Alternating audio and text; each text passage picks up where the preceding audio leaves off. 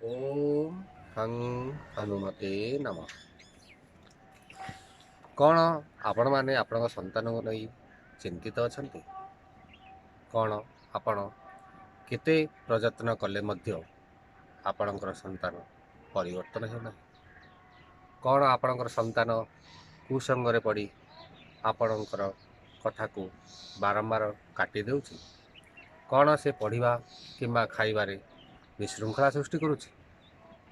କ'ଣ ଆପଣଙ୍କ ସନ୍ତାନ କୁସଙ୍ଗରେ ପଡ଼ି ସମୟରେ ଘରକୁ ଫେରୁନାହିଁ?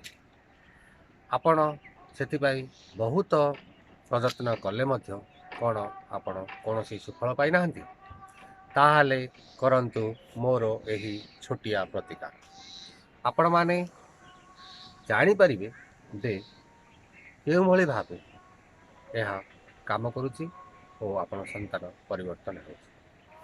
ନମସ୍କାର ବନ୍ଧୁଗଣ, ମୁଁ ଉପେନ୍ଦ୍ର କୁମାର ଦାସ ଆପଣଙ୍କ ପାଇଁ ନେଇ ଆସିଛି ଆଜି ପୁଣି ଏକ ପ୍ରତିକାର। ଆପଣଙ୍କର ସନ୍ତାନ ପାଇଁ ଆପଣଙ୍କୁ କିଛିଟା ପରିଶ୍ରମ କରିବାକୁ ପଡ଼ିବ। କ'ଣ କରିବେ ଆପଣ ସେଥିପାଇଁ? ଆପଣ ସକାଳୁ ଗାଧୋଇ ସାରିଲା ପରେ ଗୋଟିଏ ଗ୍ରୀନ୍ କଲର୍ର ବୋତଲ ନେବେ, ସବୁଜ କଲର୍ର ବୋତଲ, ଯେଉଁ ବୋତଲରେ ଆପଣଙ୍କୁ 1 ଭାଗରୁ 3 ଭାଗ ଖାଲି ରଖି ବାକି ପାଣି ଭର୍ତ୍ତି କରିଦେବାକୁ ପଡ଼ିବ। ଏହାପରେ ସେଇଠି ଆପଣ ଠିପି ଜାମ୍ କରିଦେବେ, ଯେଉଁଭଳି ଆପଣଙ୍କର ବାୟୁ ଚଳାଚଳ କରିପାରିବ ନାହିଁ। ତାକୁ ଏମିତି ଏକ ଜାଗାକୁ ନେଇକି ଯିବେ ଯେଉଁ ଜାଗାରେ ଆପଣଙ୍କର 8 ଘଣ୍ଟା ଖରା ପଡ଼ୁଥିବ। ସେହି ଜାଗାରେ ଆପଣ ତାକୁ ଗୋଟିଏ ପଟା କିମ୍ବା ପେପର ଉପରେ ରଖିଦେବେ।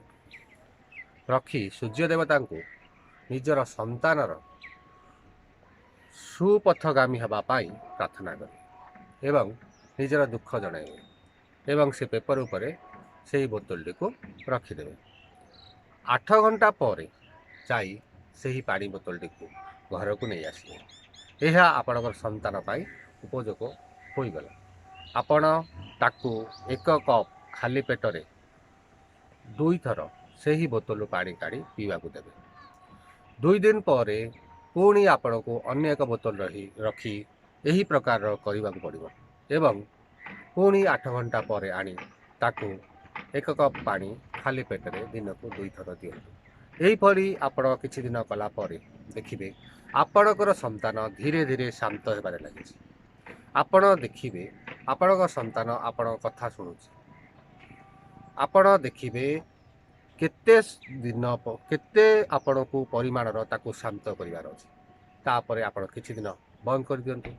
ଯଦି ଆପଣଙ୍କ ସନ୍ତାନ ପୁଣି ଦୁଷ୍ଟ ହୁଏ ତାହେଲେ ପୁଣି ଆପଣ ଏହି ପ୍ରତିକାର କରିପାରିବେ। ଏହିଭଳି ଭାବରେ ଆପଣ ଆପଣଙ୍କ ସନ୍ତାନକୁ ନିଶ୍ଚିତ ରୂପେ ଶାନ୍ତ ଏବଂ ସୁପଥଗାମୀ କରିପାରିବେ।